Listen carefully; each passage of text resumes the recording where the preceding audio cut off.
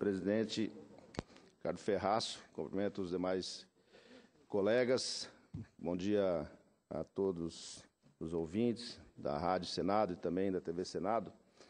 Eu venho hoje à tribuna, mais uma vez, para alertar que nosso país vem perdendo a guerra dos papéis. O excesso burocrático e seus efeitos devastadores é um grave problema nacional. O passado e o futuro da economia brasileira passam obrigatoriamente pelos cais dos portos e terminais portuários, e quero chamar a atenção hoje para este setor. Os resultados alcançados nos últimos anos, nas pautas de exportação e importação, demonstram que o modal aquaviário exerceu supremacia quase que absoluta sobre os demais modais de transportes, exercendo o papel de fundamental importância para o avanço da competitividade do comércio exterior e também no Brasil, para o desenvolvimento da economia interna do nosso país.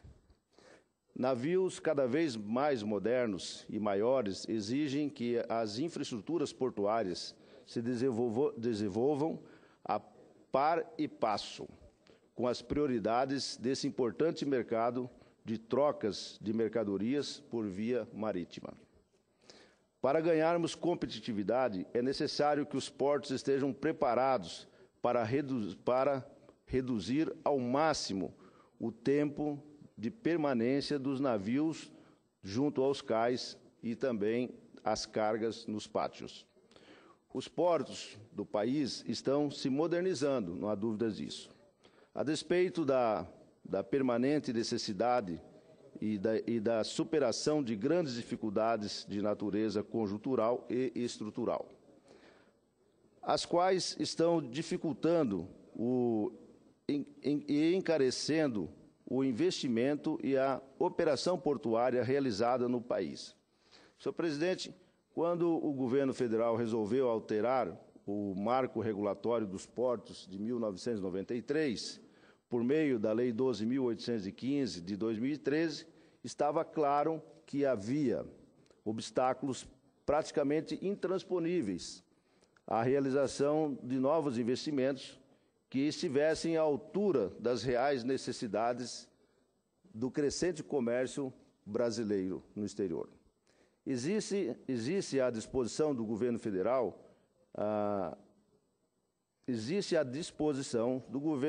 em priorizar o investimento privado nos portos, mas a incerteza jurídica e a falta de disposição de setores governamentais em destravar os principais gargalos burocráticos do setor portuário brasileiro dificultam essa efetivação.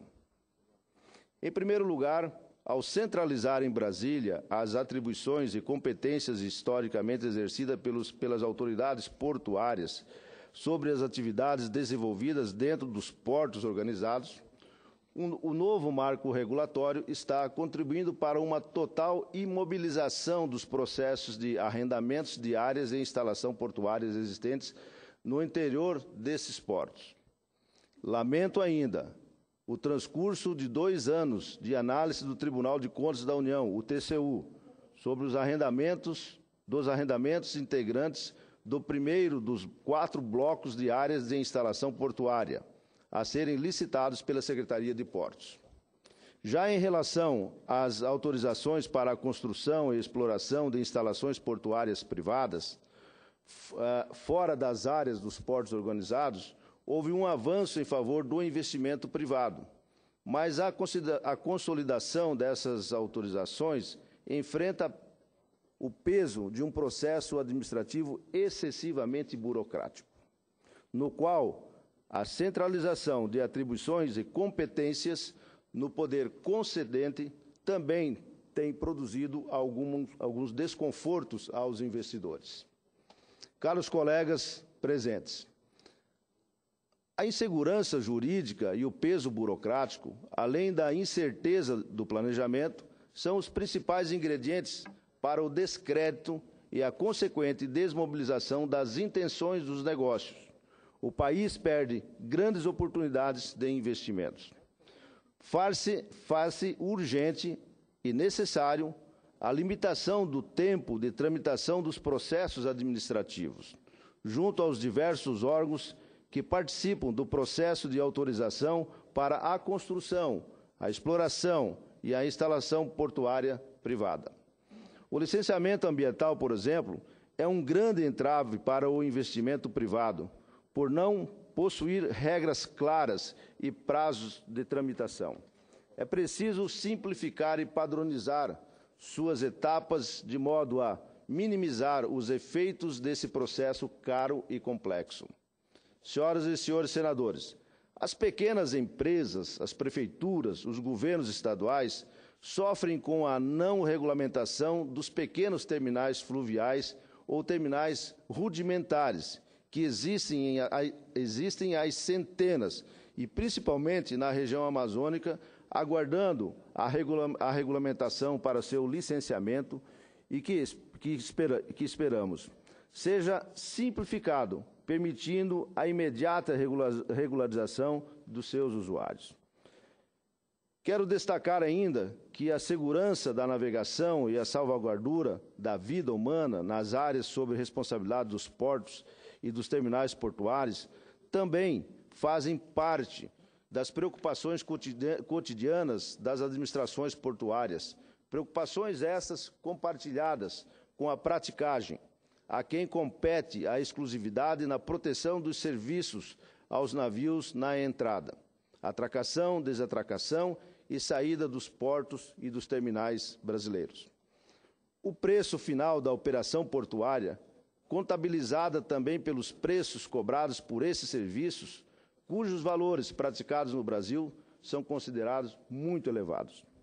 Não é razoável, sobretudo, quando se considera a realidade econômica brasileira, que os serviços de praticagem prestados a um determinado navio, apenas no trajeto entre as localidades de Fazendinha, no Amapá, até Itacoatiara, no Amazonas, possam custar ao armador a importância incrível de $50 mil para fazer essa viagem. Nesse percurso, trafegam todas as mercadorias e insumos destinados e provenientes do Distrito Industrial de Manaus, da Zona Franca, bem como parte das cargas agrícolas provenientes da região Centro-Oeste, também do Estado de Rondônia e do Estado de Mato Grosso, cuja competitividade no mercado externo está diretamente relacionado aos custos dos fretes marítimos. Senhor presidente, o governo federal, por intermédio do recém-criado Conselho Nacional de Praticagem, ou CONAPRA, precisa estabelecer regras claras sobre a formação dos preços desses serviços a nível nacional, de modo a garantir a prática de preços justos, sem comprometer a qualidade dos serviços prestados. As grandes empresas de navegação que operam no comércio marítimo internacional perseguem o aumento de escala e, em consequência, estão investindo pesado no desenvolvimento da capacidade de transportes dos navios. Navios maiores e com mais calado implicam na necessidade de melhores condições de infraestrutura, de acesso aquaviário, de acostagem nos portos e terminais brasileiros. A infraestrutura dos acessos rodoviários e aquaviários aos portos e terminais deve ser prioridade. Restrições de calado, por exemplo, afetam seriamente os índices de produtividade dos portos. Da mesma forma, a ineficiência da infraestrutura de acessos rodoviários, além de comprometer a eficiência e a produtividade das instalações portuárias, que podem acarretar severas dificuldades na relação porto-cidade. E aqui não faltam exemplos que poderiam ser dados nessa área. Caros colegas senadores e senadoras, faz parte do cotidiano grandes congestionamentos de caminhões por ocasião do escoamento de safras agrícolas, especialmente nos portos do Sul. O setor público precisa viabilizar a melhoria do acesso aos portos e também aos terminais.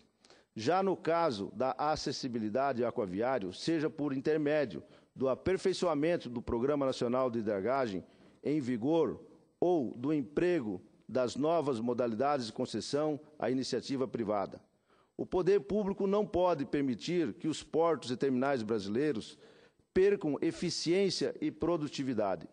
Cabe destacar ainda que os canais e acessos estreitos e rasos, infelizmente, levarão a portos considerados de segunda linha para o comércio marítimo internacional.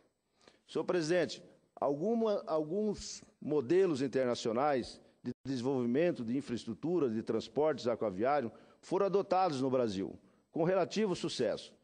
No entanto, a falta de continuidade dessas iniciativas, ao longo do tempo, prejudicou o desenvolvimento do setor, especialmente quanto à prática da intermodalidade. Prática essa, quando aplicada com eficiência, contribui para a redução dos custos logísticos, com reflexos positivos para a competitividade dos produtos nacionais no mercado externo e para a redução dos custos internos dos fretes. Não podemos pensar apenas na intermodalidade entre os diferentes modais de transportes, mas principalmente na eficiência da integração fluvial, do transporte fluvial, com o transporte marítimo de cabotagem de longo curso, que podem resultar em importantes resultados econômicos para a região e são muito poucos para as regiões que são muito pouco explorados. Quero citar como exemplo a hidrovia do Tietê-Paraná, cujo potencial fluvial em sua área de influência é de 120 milhões de toneladas de carga e não consegue transportar nem 10% disso. Dos 4.700 quilômetros possíveis de serem navegados, a partir de investimentos em dragagem, derrocagem e eclusagem, só utilizamos 2.700 quilômetros, e ainda com enormes dificuldades. Só a redução gigantesca da emissão de CO2 e a diminuição da concentração das cargas rodoviárias nessa região valeria os investimentos ali necessários.